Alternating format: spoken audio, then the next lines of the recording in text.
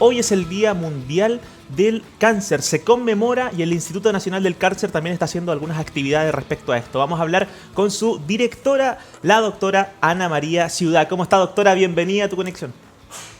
Muy buen día, Matías. Gracias por estar con nosotros, doctora. Estoy junto a Tania y que les la vamos a entrevistar y hacerles algunas preguntitas acá respecto a este día. Nos preguntábamos con Tania antes de salir al aire, doctora, ¿usted sabe por qué hoy día se conmemora el Día Nacional del Cáncer? Mira, el 4 de febrero hubo 3 asociaciones, la OMS, la Unión Internacional contra el Cáncer y el Grupo Europeo de Lucha contra el Cáncer, ¿ya?, que decidieron hacer que el 4 de febrero fuera un día en que pudiésemos convocar a la población para poder hacer énfasis en lo que es el cuidado contra el cáncer, ¿no? Pero está desde el 2000, desde el 2000 específicamente activo, o sea, ya 20 años. Súper, genial. Nos queda clarito entonces por qué hoy día se conmemora.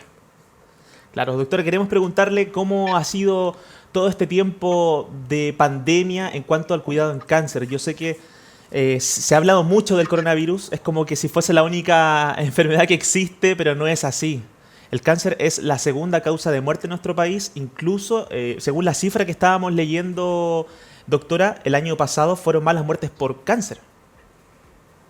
Claro, o sea, si nosotros vamos a lo que es cáncer, sí, vemos que en general es una pandemia, claro, crónica. Sí. Claro, el cáncer va en aumento en incidencia en forma permanente por varios motivos, por el estilo de vida, porque aumentó la población y particularmente por los cambios demográficos. Nosotros estamos envejeciendo con una expectativa de vida mucho más alta, o sea, que supera los 80 años. Claro. Por tanto, al tener una mayor expectativa de vida, aparece un grupo muy importante de personas que van a desarrollar cánceres, que son los mayores de 65 años. Exacto. Ahora, efectivamente, es segunda causa de muerte, pero se estima ya que para el 2023 será la primera causa de muerte antes de las enfermedades cardiovasculares. Claro. Y de hecho en Chile ya hay 5 regiones en las cuales el cáncer es la primera causa de mortalidad.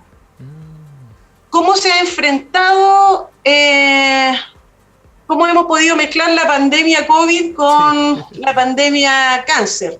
Ha sido bastante difícil. Nosotros como Instituto Nacional del Cáncer tenemos una particularidad.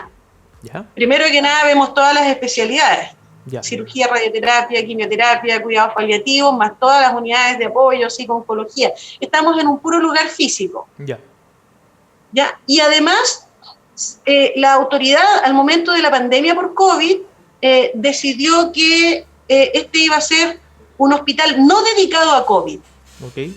Entonces, frente a un diagnóstico, nosotros podíamos trasladar enfermos. O sea, si hay enfermos, particularmente se pueden ir a otras áreas del área norte o de Santiago, ¿ya?, para permitir que el tratamiento del cáncer pueda seguir siendo realizado. Porque a diferencia de otras patologías en que se postergó toda la atención, en cáncer se decidió seguir dando atención. Ahora, ¿fue posible atenderlos a todos? Indudablemente no. Yeah. Por varios motivos. O sea, piensa tú que al estar en cuarentena, al estar en cordones sanitarios, al haber todas estas restricciones de movilidad, más el miedo manifestado abiertamente por los pacientes a acudir a un centro de salud y contagiarse, hicieron que bajara mucho la consulta, claro, de los pacientes, ¿ya? Pero, por otro lado, también los centros de salud debieron adaptar sus espacios, reducir la cantidad de personal, claro, hacer sistemas de turnos donde atendía uno y si se enfermaba todo ese grupo tenía que irse a la casa y seguir trabajando el otro. Entonces bajó la cantidad de personal, se cambió el modo de trabajar, telecomité, teleconsulta, telemedicina, atención a distancia, licencias médicas a distancia, distribución de fármacos a domicilio. Todo eso hubo que hacer y claro, a lo menos en esta institución se pudo mantener alrededor de un 70% de la atención habitual.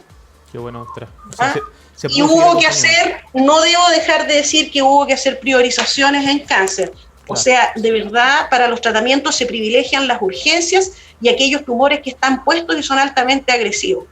Claro que sí. Indudablemente el screening, los exámenes de control y los pacientes que estaban en seguimiento se prefirió postergarlo para un momento más adelante cuando ya no estuviese el pic de la pandemia. Claro. Ha sido difícil, pero se ha podido. Qué bueno, doctora. Me imagino que para todos la salud en nuestro país ha sido un poco difícil, han tenido que priorizar, como usted dice, que muchas veces cuesta, doctora. Yo sé que duele muchas veces priorizar porque ustedes quieren atender a todos, quieren que todos hagan su proceso, pero hay que hacerlo y no es de mala voluntad, es de que no están muchas veces el equipo humano, el equipo técnico, los espacios. Sé cuánto debe costar priorizar. Claramente, y aparte que estuvimos durante y aún estamos en un contexto súper difícil, Exacto. entonces eso claramente provocó ciertos retrasos, que se pudieran atender a unas personas, a otras no. Ahora, tengo una duda, a nivel latinoamericano, doctora, ¿Chile en qué posición está en cuanto a las muertes por cáncer? Mira, nosotros al compararnos en un listado, más que con América Latina y el Caribe, estamos haciendo comparaciones con la OCDE. Nosotros no tenemos cifras auspiciosas de mortalidad tan buenas como la OCDE. A eso aspiramos, ¿se fija? Pero está en un nivel de control de cáncer que es bastante adecuado. Todo depende con quién se compare uno. Pero no hemos llegado, por ejemplo, en cánceres muy conocidos, hablemos de cánceres muy conocidos, por ejemplo, en cáncer de mama tenemos alrededor de un 5 o un 10% menos de sobrevida global que en otros países. Nosotros podríamos compararnos con distintos lugares, por ejemplo, un modelo de salud como el Reino Unido, o con lugares más parecidos como México y Australia. Pero hay que tener en cuenta que también los países que dedican un porcentaje de su Producto Interno Bruto a salud, que es mucho más alto que el que dedican los países de América Latina, tienen más recursos para investigación, para contratar recursos humanos, para equipamiento, para el desarrollo, la promoción y la entrega de drogas de alto costo, ¿ya? Pero yo te diría que en general nosotros dentro de América Latina, porque América Latina es muy variable, piensa tú que tú me dices, por ejemplo, ponerte un ejemplo, Brasil. Vamos a Sao Paulo y está pero todo concentrado, maravilloso. Ándate a los extremos del país. Chile, concentrado en capital y en algunas regiones. Anda a la parte más alta del norte a ver cómo se maneja cáncer. Entonces, la inequidad es propia y los datos de los que uno dispone son globales. Y los datos en Chile en particular no son datos exactos. Muchas de las sociedades y de los especialistas piensan que los datos están subregistrados. Porque nosotros, ¿qué es lo que tenemos? Registros hospitalarios, ¿no es cierto? Los registros hospitalarios que deben ser más de 25 a nivel de país y de algunas enfermedades, con ello extrapolamos y sacamos datos nacionales. Ahora se está haciendo un esfuerzo y ya hay pilotos para instaurar un registro nacional de cáncer. Un registro nacional de absolutamente todos los casos de cáncer que se diagnostiquen y con ello tú vas a poder tener incidencia, mortalidad, seguimiento, evolución de todos los casos y no solo de muestras pequeñas de algunas zonas. Claro. ¿Ya? Eso es importante, o sea, cuando uno saca conclusiones tiene que ser en base a datos fidedignas. Doctora, Claro. usted entonces está diciendo que podrían ser muchos más los casos de los que están registrados hoy en día en el país. Por supuesto, nosotros podemos hacer estimaciones. Uno puede sacar una población, ¿no es cierto? Además de no todas las patologías, se registran algunas patologías. Claro. Y los registros nacionales están hechos en base a 26 centros hospitalarios del servicio público. Okay. Ellos son los que registran. Y de ahí el DEIS y todas las estadísticas MinSal obtienen sus datos para poder sacar conclusiones. Está bien, cuando uno no puede testear toda la población, testea una muestra y extrapola, como te digo yo. Exacto. Pero ahora ya se sabe que para poder hacer un diagnóstico y para eso tener estrategias precisas, conducta, estimación presupuestaria, tú necesitas tener un registro fidedigno y en eso se está trabajando activamente. Piensa que es uno de los desafíos del plan de cáncer y además está dentro de la ley. Okay. Por lo tanto, se va a tener que asignar toda la normativa y recursos para que ello se cumpla. Claro. Mire, doctora, en pantalla justamente estamos viendo lo que usted nos comentaba hace algunos minutos. La incidencia en el mundo versus la de Chile. Ahí tenemos cáncer de mama con más de 2 Claro. millones en el mundo y 5.331 en nuestro país. Le sigue la de pulmón, 2.206.000 y en Chile 3.969. Claro, es que tú estás comparando la incidencia, o sea, los casos nuevos en todo el mundo Claro, con la incidencia de casos nuevos registrados en Chile, por ejemplo, en un periodo. claro. Que tú para hacer cálculos tienes que hacer estimaciones como la tasa por 100.000 habitantes ajustada por edad y Claro. sexo. Claro. No, estos son datos extremadamente globales, Exacto. pero sí nos permiten decir una cosa, siempre, los cánceres más incidentes están siempre dentro de los primeros lugares, mama, pulmón, Exacto. próstata, ¿no es cierto? Sí. Gástrico, colon. Claro. No. Siempre andan rondando y peleándose los primeros lugares. Claro. No, y En también, incidencia, pero no en mortalidad. claro. Claro. Cáncer de mama es de alta incidencia, pero es bastante más controlable. Cáncer pulmonar no es de tan alta incidencia, pero es de una mortalidad muy alta porque el diagnóstico es muy tardío. Claro. Por supuesto, hay que Y hablando de diagnóstico tardío, quería aprovechar de dejar el mensaje que es el que quiere entregar el día 4 de febrero, que es el Día Internacional contra el Cáncer. ¿Ya? Por supuesto. No del cáncer, Ahí está. contra el cáncer. En pantalla está, doctora. Eso mire. es súper importante. Día Mundial de la Lucha contra el Cáncer. Ahí está en pantalla. Contra el Eso. cáncer. Entonces, es muy interesante saber que el mensaje que quieren entregar las organizaciones internacionales, las nacionales, el Ministerio de Salud y en particular este instituto, ¿no es cierto?, es que hay que hacer énfasis en la prevención. Claro, doctora. Estilo de vida saludable, menos tabaquismo, menos alcoholismo, cuidado del sol, en fin, hacer ejercicio y no estar expuesto a tóxicos, ¿no? Y con eso ya tenemos un gran paso, una buena alimentación, un gran paso, porque prevenir es mucho más barato y más sencillo Claro. que enfrentarnos a tratar una enfermedad ya avanzada. Entonces, Sin duda. ¿qué cosa? Prevenir y lo otro, estar atento, conocernos, examinarnos, consultar precozmente y sobre todo educar. Educar. La población general tiene un rol, educarse, saber cómo es nuestro país, saber qué exámenes se puede hacer de diagnóstico precoz, cuáles son los exámenes que se te ofrecen gratuitos por tu seguro de salud, acudir e incentivar en el resto de la población para que sea un tema que tengan atento, porque eso nos afecta a todos. Claro E insisto sí. que mientras más precoz el diagnóstico, mejor la evolución y mejor el pronóstico. Claro que sí, doctora. Doctora, ¿cada cuánto debiésemos hacernos exámenes como preventivos para evitar o controlar o ver si es que existe algún tipo de cáncer? Mira, en general, esto tiene que ver primero que nada con el riesgo que uno tenga. Hay personas que son de más riesgo, ya sea porque tienen antecedentes familiares fuertes o porque han tenido un trabajo riesgoso. Me refiero, por ejemplo, si tú tienes una alta carga genética de un tipo de cáncer en la familia, por ejemplo, un cáncer de colon, se te recomienda estar en un chequeo permanente, con colonoscopía cada cierta cantidad de años a partir de cierta edad. Al resto de la población no es así.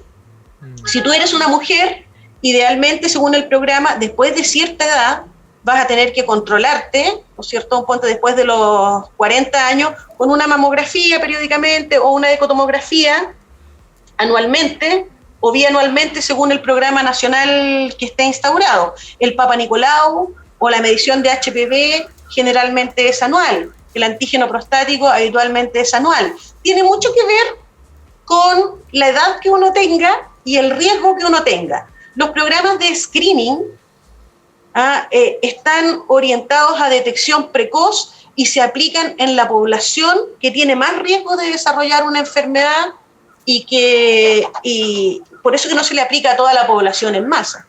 ¿Ah? Entonces, yo te diría que es muy importante además conocer nuestro cuerpo, examinar nuestras mamas periódicamente, las niñitas, la gente examinar y ver si aparece algún solevantamiento o hay un lunar que sangra, cualquiera de esas cosas. O sea, cuando uno se conoce y sabe que cambió, que está comiendo diferente o que hay alguna alteración, hacer una consulta precoz. ¿Ah?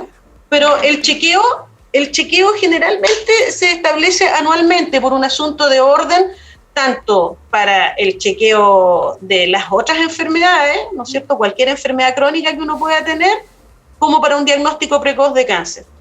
Claro que sí. Doctora, me nace una duda. Vemos ahí que las primeras causas de muerte de cáncer o de mayor incidencia es de mama y de pulmón. ¿Cuáles serían las primeras señales que tenemos que estar atentos o una alerta cuando sintamos que algo extraño pasa en nosotros, ya sea para el cáncer de mama y el del pulmón? Si nos puede dar ahí un consejo, un tip. A ver, para un cáncer de mama, ya lo ideal no es que las cosas sean como antes y que uno se toque un bultito. Claro. Para el cáncer de mama, el diagnóstico debería hacerse en el chequeo anual, que aparezca alguna cosa que ni siquiera es palpable en la mamografía. Ese es el ideal. Tú te haces un screening, ¿ya?, y aparece algo en una mamografía. Ahora, ¿qué otras cosas puede ver uno? Uno podría ver que aparece algún nódulo en la mama o algún nódulo en la axila, que hay un cambio de coloración de la piel, claro, o una retracción del pezón, o alguna secreción extraña, y ese tipo de cosas a uno inmediatamente le debe hacer consultar. Pero a veces las enfermedades se manifiestan por síntomas en otras partes. ¿Ya? A veces hay enfermos que, por ejemplo, tienen un dolor muy intenso y van a verse y tienen una fractura por un cáncer que ya ha hecho metástasis, sin que haya sido detectado en el sitio primario. Okay. ¿No es cierto? Uno puede también debutar con la ramificación de un tumor. Podría ser en el hígado, en el pulmón, en el cerebro. Entonces, también no solo hay que estar atento al cambio específico en un órgano, sino que cualquier alteración general también podría derivar de una enfermedad originada, por ejemplo, en la mama. Pero la mama se puede hacer un diagnóstico precoz si uno se examina y se hace el screening adecuado, ¿no es cierto? El chequeo cada cierto tiempo. Eso es lo ideal. Ahora, en pulmón es bastante más difícil, porque pulmón habitualmente se maneja como una... o sea, aparece la enfermedad ya cuando está tardía. O sea, para que dé síntomas, pulmón ya tiene que, para tener síntomas respiratorios o dolor intenso, ya para tener un derrame pleural, la enfermedad ya está avanzada. ¿Qué es lo que se puede hacer para diagnosticar? A ver, si uno tiene factores de riesgo, como por ejemplo ser un gran fumador, claro, podría hacerse un chequeo, ¿no es cierto?, con alguna imagen para poder detectar si aparece algún nódulo, y exámenes de función pulmonar también, ¿cierto? Eso es. De hecho, hay países que hacen un estudio de diagnóstico precoz para cáncer pulmonar, pero no es lo estándar, no está ampliamente difundido.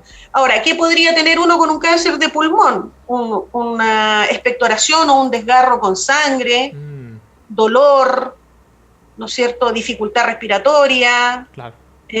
Básicamente eso, e incluso algunos otros síntomas, como te decía yo, que deriven de que uno ya tiene una diseminación de la enfermedad. Claro. Uno puede tener síntomas hepáticos, cerebrales, óseos, derivados de una enfermedad ya avanzada. Por eso que es importante el diagnóstico precoz. Es más fácil en mama, hacer diagnóstico precoz en pulmón ya es más complicado. Normalmente corresponde, cuando se diagnostica de manera muy precoz, a un hallazgo. Te estabas viendo por otra cosa y aparece una imagen en pulmón. Claro, claro. Bueno, sin duda alguna, siempre, doctora, será mejor prevenir antes que lamentar, siempre, en todo sentido, en todo ámbito de nuestras vidas, Natalia. Claramente. Ese es un dicho que aplica. Sí, Sí, por supuesto, porque también debemos partir de la base que las personas en nuestro país no tienen como la cultura del médico, claro. de hacerse un chequeo constante. Algunos puede ser porque simplemente no les gusta, otros claramente por temas económicos también, pero cuesta mucho implantar el tema del chequeo anual, del estar Es verdad. constantemente revisando. Entonces, por eso hay muchos casos que ya llegan tarde al médico Sí. y no se pudo prevenir antes. Claro. Tania, tú tienes toda la razón. Nuestra idiosincrasia es bien particular, ¿no es cierto? ¿Por qué menos del 60% de la gente se hace Papa Nicolau si es gratis? Claro. ¿Por qué solamente un 30% de la gente se hace mamografía cuando está dentro de los programas garantizados, digamos, de screening? Algo ocurre, se ha tratado de investigar por qué la gente es reacia, si es por temor, si es porque estima que es muy engorroso acceder a estos exámenes, ¿cierto? Porque puede ser, me dice, sabes que yo fui 10 veces a pedir hora y no me dieron. Claro. Bueno, a ver, es importante que la gente conozca cuál es su previsión y que la mantenga al día. Y con eso va a saber inmediatamente que tiene que acudir a la atención primaria o tiene que hacerse el chequeo que su seguro de salud le ofrece.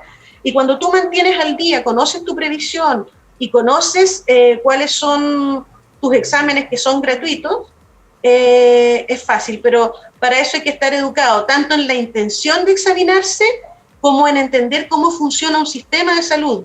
El sistema de salud parte por una atención primaria.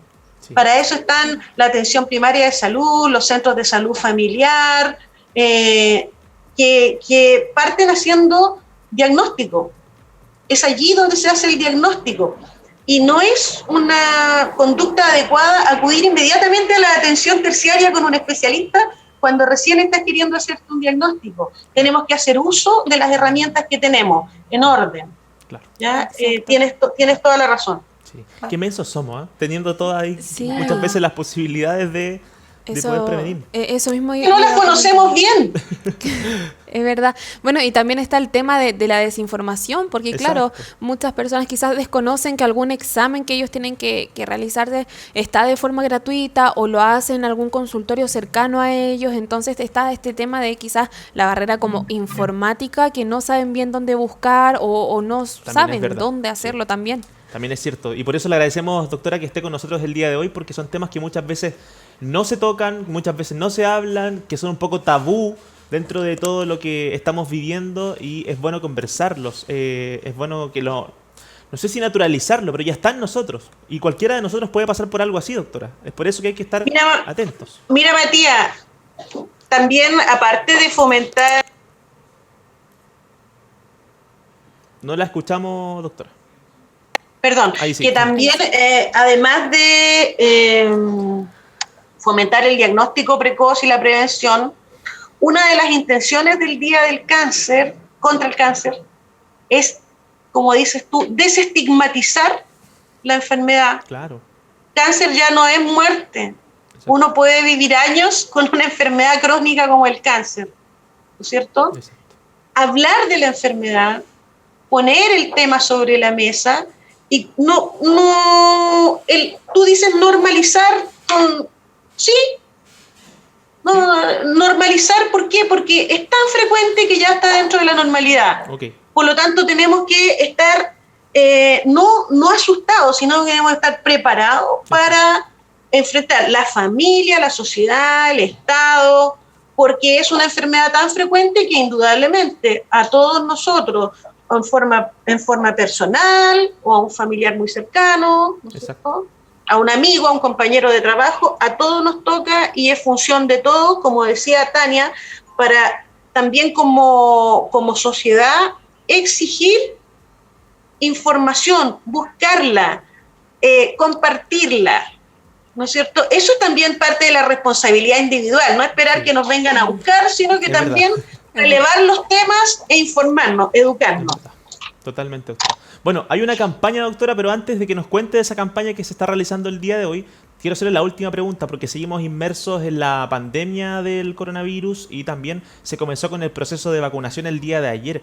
¿Usted tiene alguna información respecto a la gente que quizás esté con un cáncer el día de hoy y tenga que vacunarse pronto? ¿Hay algo ahí, algo que pueda quizás frenar ese proceso? Mira, la asociación vacuna cáncer ¿Ya? no es así tan, a ver, ¿cómo te podría decir? Expláyese No más, es doctora. tan paralela, no hay que asociarlo así. Cáncer, vacuna, vacuna, cáncer. ¿Ya? ¿Por qué? Porque el cáncer es un amplio espectro de enfermedades. Ok, Tú tienes con cáncer gente que todavía no se ha diagnosticado, claro. gente que está recién en el diagnóstico, otros que están en pleno tratamiento y otra gente que ya hace años que se curó de un cáncer, Ok, ¿ya? Y además de tener todo ese espectro de enfermedades, sí hay un grupo que tiene más cosas, que Ya. es aquel que está en pleno tratamiento de cáncer e inmunodeprimido, que es un paciente de edad y que tiene morbilidad, o sea, tiene todas las cosas, digamos, para que si contrae COVID, ¿no es cierto?, tenga un peor desenlace. ok. No obstante, un paciente que está en seguimiento de un cáncer ya curado pudiese tener el mismo riesgo que cualquier persona de la población sin cáncer. Súper, se entiende. ¿Ya? Eso hay que tener en cuenta. No todos los cánceres son idénticos. No hay que asociar que por el hecho de tener esta enfermedad, ¿no sé?, y te vuelves inmediatamente un sujeto de alto riesgo. Ok. Depende de la etapa, si también estás en tratamiento, qué tratamiento y de tus otras características personales. Claro. Qué rico tenerla aquí, doctora, de verdad, dejarla invitada para otra ocasión, conversemos también de más temas, ¿cierto? Podemos también hacer una clase de cómo diferenciar los distintos tipos de cáncer, porque nadie está exento de esto, en algún Por momento a todos nos supuesto. puede pasar. Y era lo que decíamos hace un instante, no hay la información suficiente. Sí, tenemos Google, tenemos Internet, pero también tenemos de que no son siempre sitios confiables, muchas veces exageran los síntomas, otros simplemente no los mencionan, entonces también es necesario tener información desde alguien, un experto, Sí. alguien que sabe del tema y lo vive día a día también. La doctora La Seca acá, del Sí, Instituto Nacional del Cáncer. por supuesto. Doctora, cuéntenos un poquito de la campaña para ir cerrando ya. ¿Cuál campaña te refieres tú? Mire, dice 4 de febrero, Día Mundial del Cáncer, campaña, los invitamos a todas y a todos los funcionarios, pacientes, familiares y amigos a escribir un mensaje positivo y reconfortante a partir de la experiencia conviviente con la enfermedad. Esa campaña Esa es muy campaña. importante. De hecho, creo que aparezco yo ahí en una foto con una paciente, con Hilda, que traté hace 25 años. Paciente regalona que nos vino a ver el otro día. Es importante cuando uno habla de una enfermedad, no solamente hablar de el síntoma, el tratamiento, el médico, el paciente, como hablar de esa parte. Fíjate que a veces a uno le altera bastante más la vida, el entorno y el contexto en el que está viviendo. Por supuesto. Si tiene o no tiene acompañamiento y apoyo familiar, si tiene o no tiene acompañamiento del personal de salud, de su red social, ¿no es cierto? Claro. Y además, para el paciente que enfrenta un cáncer por primera vez, vieran qué importante es escuchar el testimonio de alguien que ya lo pasó. Me imagino, sí. No está solo y lo que le está ocurriendo no es solo a él, Exacto. ¿no es cierto? Y tienen experiencias similares o buscan ayuda en eso. Entonces, tanto para el personal de salud expresar, digamos, lo que vivencia, como para el paciente o sus familiares expresar lo que vivencia, es no solo un alivio, es una ayuda, ¿no es cierto? Y nos ayuda a entender que el ser humano es mucho más que algo físico, tiene una dimensión psíquica que tiene un gran peso en que uno pueda enfrentar bien las cosas, hay dimensiones sociales que hay que considerar, y ahora una de las cosas en la que el enfrentamiento del cáncer está al debe y que podemos mejorar es preocuparnos de que toda persona que se cure de un cáncer tenga una reinserción social, familiar y laboral adecuada. No saca uno nada con curarse y quedar ahí como como triste y sin poder volver a tomar el ritmo de la vida que tenía. Claro. Entonces, escuchar experiencias, compartir experiencias, siempre es enriquecedor. Claro que sí, doctora. Bueno, ahí invitamos entonces a que nos subimos a la campaña. Los que han sido quizás parte de algún proceso difícil con el cáncer se pueden sumar a través de las redes sociales. IN Cáncer a través de Twitter, de Facebook, de Instagram, incáncer.cl, Dani. Así que nada más que agradecer a la doctora. Estamos Agradecer. contentos. Sí, definitivamente que esté aquí, que nos cuente desde su punto de vista, desde su experiencia, digo, más sobre el cáncer, que para algunas familias también sigue siendo un tema bien tabú, es sumamente importante y enriquecedor también saber más con respecto al tema. Así es que le agradecemos y le enviamos. Muy bien, hablemos del tema. Sí, hablemos del tema. Pronto, doctora, ahí la vamos a contactar ya para que tengamos otro contacto. Sí. ¿Le parece? Encantada. Listo, doctora, un abrazo, que tenga Un lindo abrazo. día. Y feliz día Un para todos los saludo. funcionarios ahí que se la juegan siempre. Se los vamos a dar. Gracias, Ok. doctora. Un abrazo. Adiós. Abrazo.